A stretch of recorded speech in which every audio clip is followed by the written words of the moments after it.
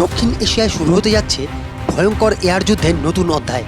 কারণ পাকিস্তান পাচ্ছে চীনের স্টেলথ ফাইটার, আর সেখানে ভারত এখনও 4.5 জেনারেশনের রাফালেই আটকে আছে।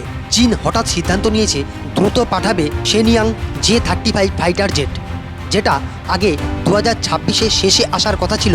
সেটা পাকিস্তান পেতে পারে 2026-এর মাঝামাঝি সময়েই।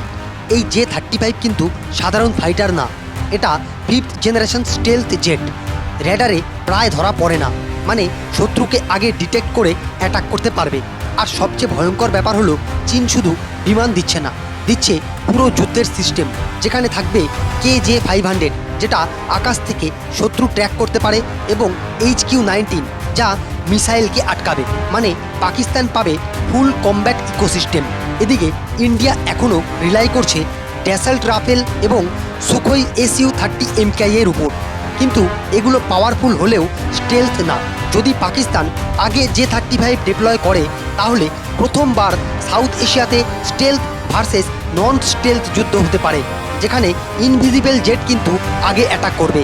আর এটা শুধু ইন্ডিয়া পাকিস্তান ইস্যু না, চীন দেখাতে চাইছে যে তাদের জেট এখন লকহিড মার্টিনের F-35 লাইটনিং 2 এর বিকল্প হতে পারে।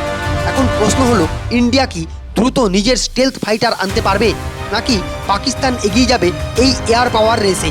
কমেন্টে জানান আপনার মতামত। এ ধরনের আরও ডিফেন্স আপডেট পেতে ফলো করুন এই চ্যানেল।